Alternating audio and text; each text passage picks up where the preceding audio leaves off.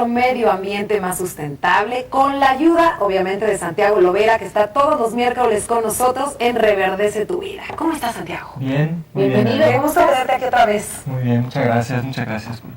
Oye, el día de hoy vamos a hablar de un tema que es bastante interesante, pero yo creo que como que hoy en día se escucha hablar más de la arquitectura sustentable. Claro. ¿Es así, Santiago? ¿Por qué se habla tanto?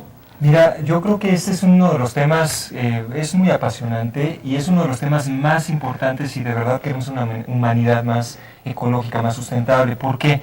Porque la mayor parte de la energía que utilizamos se está yendo en la construcción y en la operación de casas y de edificios. Si bien el problema se ha aumentado en últimos años, ha sido precisamente porque los arquitectos y los desarrolladores se desconectaron completamente de los principios de diseño ambiental.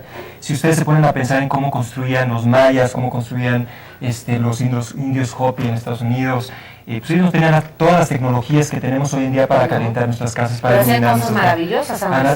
aplicaban la arquitectura sustentable o bioclimática, ¿no? Yo creo que el término de arquitectura sustentable cada vez está más de moda, uno, porque los recursos están costando cada vez más, la energía cada vez cuesta más, el gas cada vez cuesta más, y los arquitectos se están dando cuenta que ya no pueden construir sin considerar este componente. Y por otro lado, pues el impacto ambiental que están generando estas edificaciones es bestial.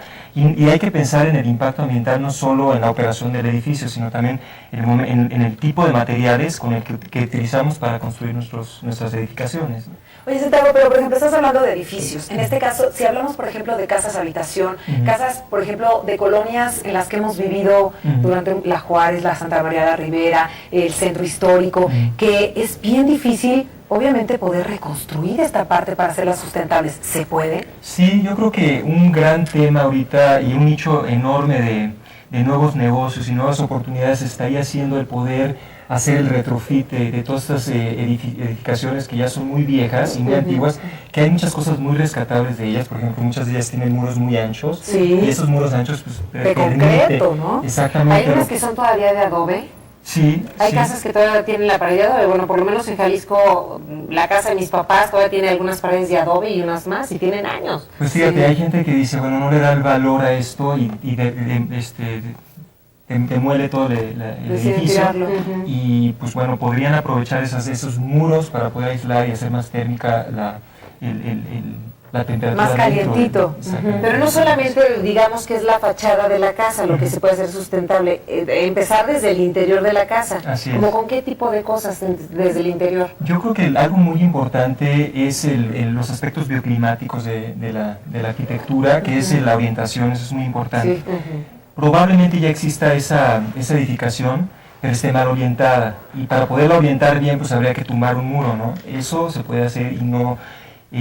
cuando aplicamos la tecnología, la arquitectura bioclimática, muchas veces no necesitamos invertir mucho dinero en tecnologías y podemos lograr hacer que las construcciones sean mucho más amigables, ¿no? Que no sean tan frías, tan heladas o tan calientes, ¿no? Y tan costosas. Pues para comprender un poquito más todo esto que nos estás explicando acerca de la arquitectura sustentable, vamos a ver la siguiente cápsula. La arquitectura sustentable es una arquitectura que se preocupa por proteger el medio ambiente y al mismo tiempo generar espacios que sean más saludables para los usuarios. Requiere repensar principalmente cómo diseñas la arquitectura. Y en general es muy diferente el proceso de hacer una arquitectura tradicional, no únicamente en la parte de obra, sino también en la parte de diseño principalmente. El reto complicado cuando haces interiores es que logres hacer un ambiente interior de calidad y que no sea tóxico para los usuarios. Entonces hay que replantear muchos de los materiales que estamos acostumbrados a utilizar. La mayoría de los materiales como son selladores, pinturas, pegamentos, inclusive alfombras, muchas de las telas, etcétera, la mayoría tienen altos contenidos de material que saca VOCs. La arquitectura sustentable en realidad comienza desde la concepción del proyecto y la forma de diseñar la arquitectura, y después, bueno, ya se lleva a cabo en el resto del proceso, ¿no? Hay una mala concepción de que la arquitectura sustentable forzosamente tiene que ser más costosa, y la razón real por la que esto sucede es que en la mayoría de los casos se involucra a los especialistas o se trata de transformar la arquitectura en arquitectura verde o sustentable muy tarde en el proceso. Parte del reto complicado es que tienes que, como despacho de arquitectura, empezar a analizar la arquitectura con especialistas que normalmente nunca hubieras tenido, desde especialistas en energía, especialistas en biología, especialistas en diseño lumínico y luz natural. Una de las metodologías más reconocidas para hacer arquitectura sustentable se llama diseño integrado.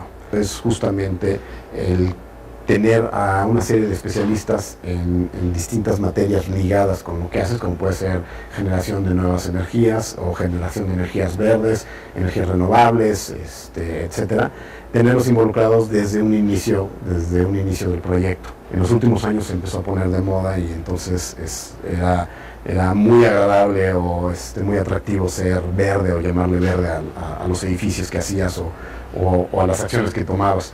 Y lo que empezó a suceder es que justamente muchos edificios empezaron a mal llamarse edificios sustentables o edificios ecológicos o verdes, ¿no? Dependiendo de la época. Y lo que surgió en varios países, principalmente en Estados Unidos, fue uno de los más fuertes, empezó con este tema, fueron certificaciones que marcaron ciertos estándares básicos a partir de los cuales podías llamar un edificio verde. La certificación LEED es una forma de medir y de poner ciertos estándares para decidir si un edificio es sustentable o no. En realidad estamos, por un lado, retomando mucho de lo que se hacía tradicionalmente, y por otro lado estamos involucrando nuevas tecnologías y nuevas formas de hacer arquitectura, y de alguna manera lo que hoy entendemos como arquitectura verde en el mundo ideal es una combinación entre mucha inteligencia que ya teníamos en la forma de edificar hace mucho tiempo y muchas nuevas tecnologías y nuevos requerimientos y estándares que estamos mezclando, ¿no?